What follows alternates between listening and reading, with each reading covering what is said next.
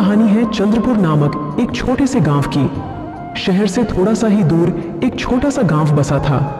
यहाँ के लोग खेती करके अपना जीवन व्यापन करते थे।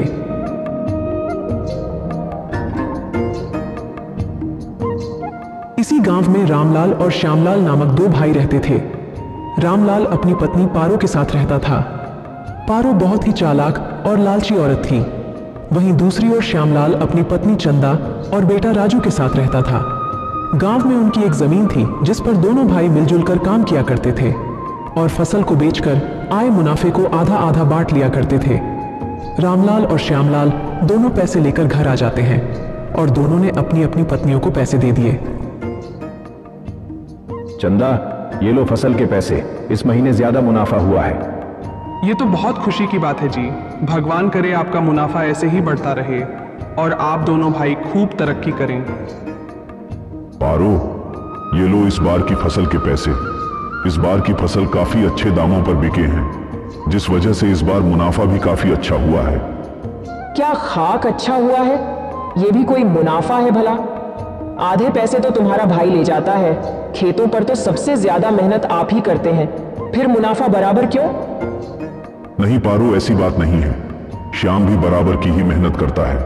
अजी काहे की बराबर मेहनत? बाजार से जाकर के महंगे महंगे बीज आप खरीद कर लाते हैं और इतनी दूर जाने आने की मेहनत वो अलग, ऊपर से सारा दिन खेतों में काम करना, फिर काहे की बराबर मेहनत? जी मेरी बात ध्यान से सुन लीजिए। आप अपने भाई को जमीन का एक छोटा सा हिस्सा देकर उसे इस घर से रफा दफा कीजिए।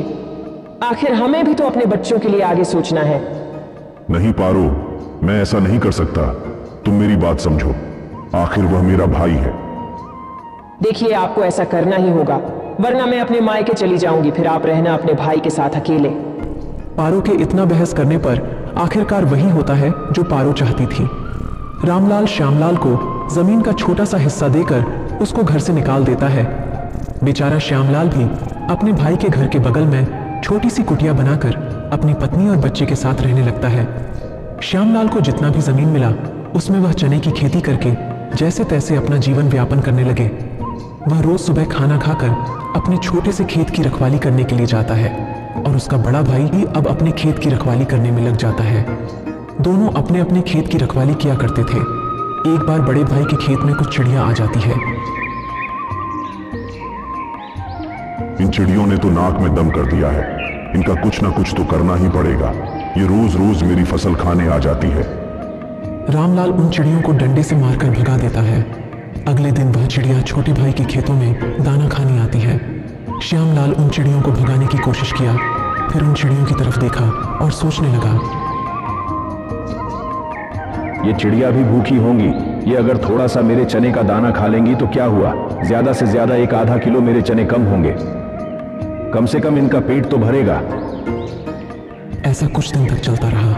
रामलाल के खेत में अगर कोई चिड़िया जाती तो वह उन्हें डंडे मार के भगा देता था और श्यामलाल के खेतों में अगर चिड़िया आती तो वह उन्हें कुछ नहीं करता था। ऐसे ही कुछ दिन गुजर रहे थे कि एक बार गांव की फसलों में बीमारी लग जाती है जिसमें कुछ छोटे छोटे कीड़े फसलों को खराब कर रहे थे। वह कीड़े धीरे धीरे रामलाल के खेतों तक पहुंच जाते हैं और रामलाल की सारी फसलों को खराब कर देते हैं। वहीं जब वह कीड़े श्यामलाल की फसलों के पास पहुंचते हैं तो वहां पर वह सारी चिड़िया दाना चुग रही थी। जब कीड़े श्यामलाल की फसल के पास फैलने लगते हैं तो वह सारी चिड़िया उन कीड़ों को मारकर खा जाती है, जिससे श्यामलाल की फसल खराब होने से बच जाती है।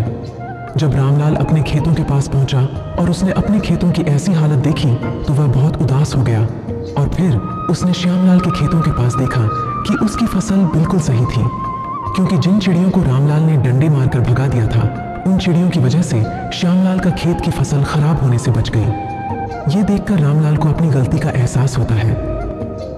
हे भगवान, मेरी इस बार की तो सारी फसल खराब हो गई। अब इस फसलों को कौन खरीदेगा? अब इस बार मेरे घर का खर्च कैसे चलेगा? मेरी सारी जमा पूंजी इस फसल को उगाने में लग गई थी।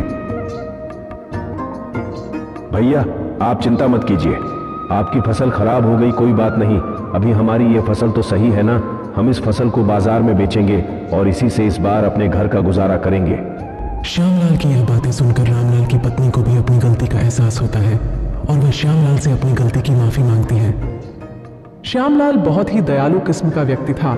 वह दोनों को माफ कर देता है और फिर से वह सभी मिलकर हंसी खुशी एक साथ रहने लगते हैं।